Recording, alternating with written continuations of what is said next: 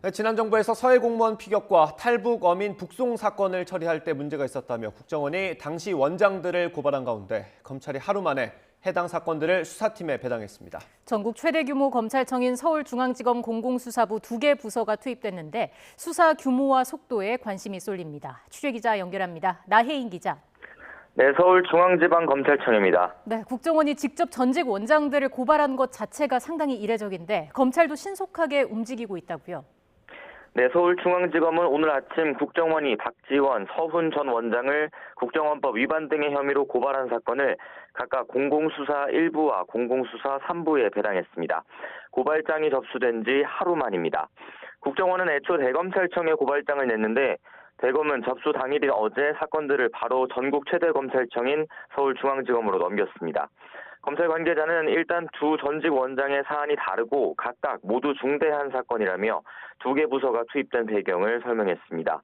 또 국민적 관심이 집중된 사건인 만큼 신속하게 진실을 규명할 책임이 있다며 필요한 경우 인력, 증언 같은 충분한 지원을 요청할 계획이라고 덧붙였습니다. 어제 국정원은 자체 조사 결과를 바탕으로 박지원 전 원장은 서해 공무원 피격 사건 관련 정보를 무단 삭제한 혐의 등으로 서훈 전 원장은 탈북어민 북송 사건 관련 합동조사를 조기에 강제 종료시킨 혐의 등으로 고발했습니다. 국정원이 직접 전직 원장들을 고발하고 검찰이 곧바로 수사 진용을 갖추는 모습이 상당히 이례적인 건 사실입니다. 일단 오는 9월부터 부패와 경제범죄 등을 제외하고 검찰의 직접 수사권이 없어지는 수사권 축소법 시행도 고려한 것으로 보입니다. 네, 그럼 수사 규모나 속도는 어떻게 될 것 같습니까? 네, 일단 박지원 전 원장 사건을 맡은 서울중앙지검 공공수사 1부는 애초 서해 피격 공무원 고 이대준 씨 유족이 고발한 사건도 수사하고 있습니다. 앞서 검찰 안팎에선 검찰이 이 사건을 두고 특별수사팀을 꾸리는 게 아니냐는 관측이 나왔었는데 이번 국정원 고발로 그렇게 될 가능성에 더 힘이 실리고 있습니다. 또 내일 이대준 씨 유족은 국방부에서도 관련 정보가 삭제됐다는 의혹이 불거지자 서욱 당시 국방부 장관 등을 추가 고발하겠다고 예고했습니다. 서훈 전 국정원장이 연루된 탈북민 북송 사건을 포함해 초반 수사 경과에 따라 수사팀이 확대될 여지가 있습니다.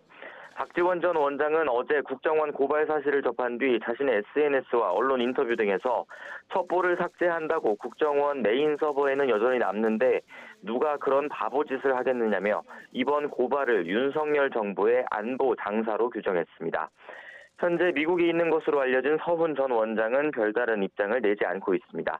일각에선 고위공직자들이 연루된 사건인 만큼 공수처가 이번 사건을 가져가는 게 아니냐는 전망도 나옵니다. 하지만 앞서 서해 피격 공무원 유족이 공수처 수사를 공개적으로 반대한 점은 공수처에도 부담입니다. 일단 공수처 관계자는 검찰이 신속히 수사 진용을 갖추고 있고 감사원 감사도 진행되는 만큼 상황을 지켜보고 있다고만 전했습니다. 지금까지 서울중앙지검에서 전해드렸습니다.